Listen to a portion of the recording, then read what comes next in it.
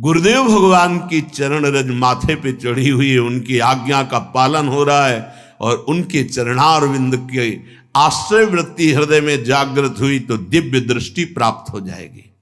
दिव्य दृष्टि, जिस दृष्टि से हम प्रिया प्रीतम का साक्षात्कार करेंगे वो दिव्य दृष्टि, जिस दिव्य दृष्टि से ब्रह्मबोध होगा वो दिव्य दृष्टि गुरु के चरणों से प्राप्त होती है।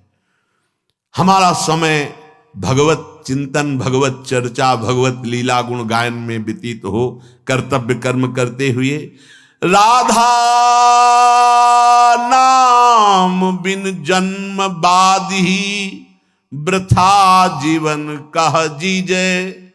यदि नाम नहीं चल रहा राधा राधा राधा जिह्वा में तो बेकार का जीवन है। चाहे अरबों रुपया जमा कर लो, असंख्यों मरोगे तो एक पाई नहीं हाथ से ले जाओगे, लेकिन 10 बार भी राधा राधा का है तो तुम्हारा पिंड नहीं छोड़ेगा। लोकांतर में जहां भी जाओगे ये भारी पड़ेगा। 10 बार भी राधा नाम, इसका हिसाब ब्रह्मा भी नहीं दे सकते। राधा नाम में स्वयं ठाकुर जी बिक जाते हैं। और क्या, राधा नाम रस बहो जात है, तृषावंत हुए पीजे। राधा नाम सुधार समरसी तुम जिह्वास तुम्हें बिह्वला।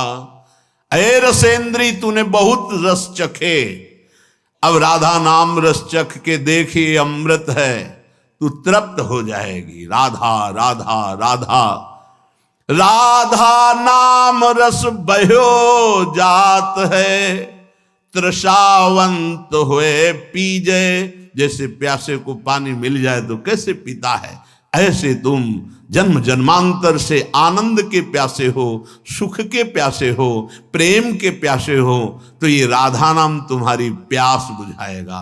राधा राधा राधा, राधा नाम रस बहो जात है, तृषावंत हुए पीजे। सूरदास हरि शरणता किए, ये जन्म सफल कर लीजे।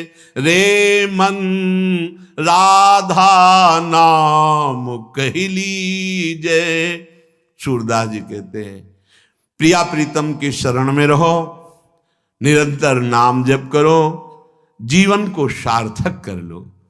इसीलिए श्रीपाद जी कह रहे बेकार के तर्क जाल में क्यों फंसते हो, शास्त्र जाल में क्यों फंसते हो। बस भगवत आश्रय लेकर गुरुदेव के वचनों पर विश्वास करके जो उन्होंने नाम मंत्र दिया है आपके लिए सर्वोपरि है। अब किसी भी साधन की तरफ हमें आंख उठा के नहीं देखना। यह है चित्त का समाधान। मेरे गुरुदेव ने मुझे जो उपासना दी उसी में पूर्ण रति, बस सर्वेश्वरी राशेश्वरी नित्य निकुंजेश्वरी। देख लेना इनकी करुणा कैसी होती है, स्वाभाविक आपके नेत्रों में झलकने लगेंगी, हृदय में स्फुरित होने लगेंगी।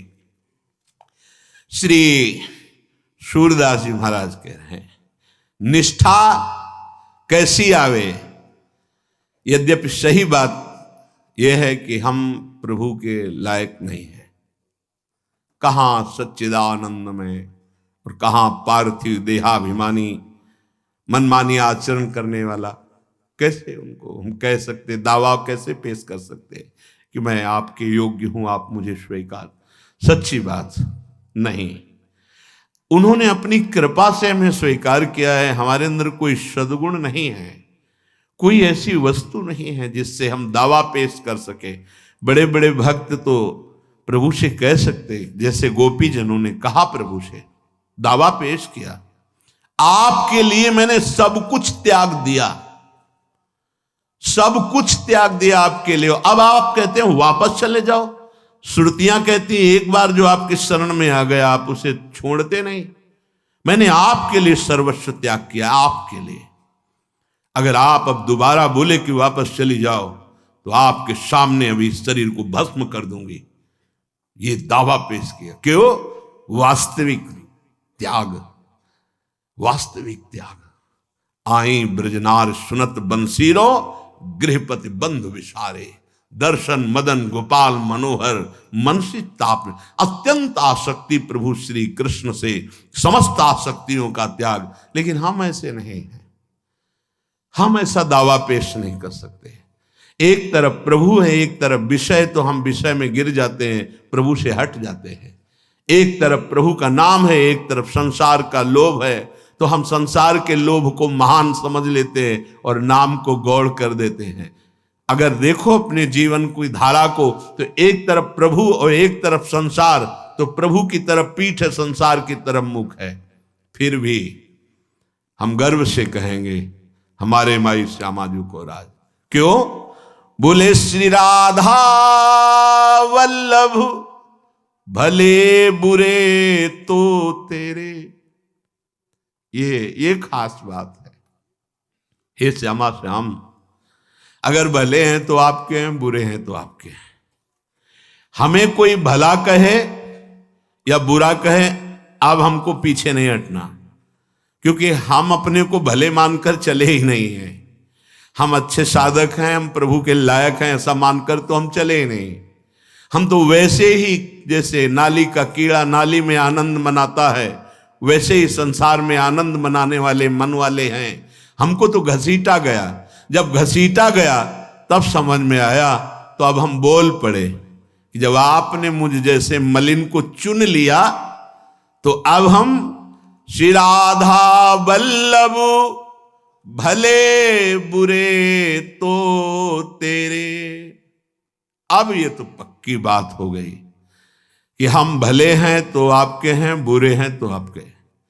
वास्तविक अब आपके सिवा हमारा आश्रयदाता कोई न था, न है, न रहेगा, क्योंकि आपने चयन किया। थोड़ा सोचो क्या है हम।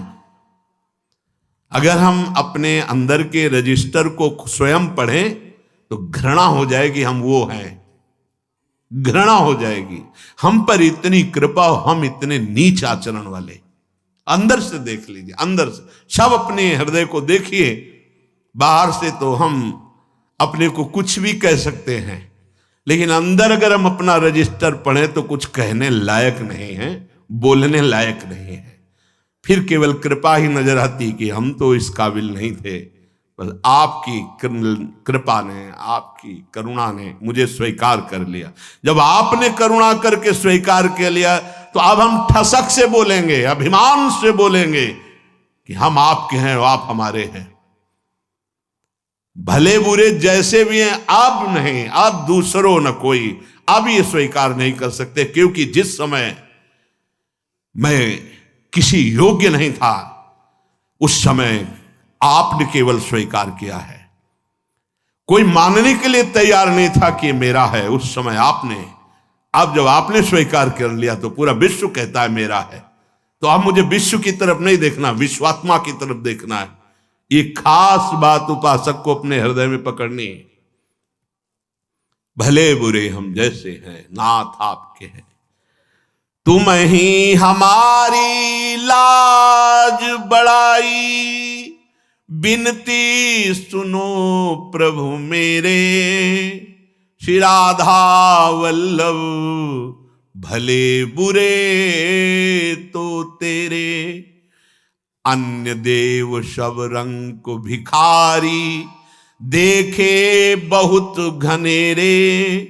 हरि प्रताप बल गिनत न काहू, निडर भये सब चेरे।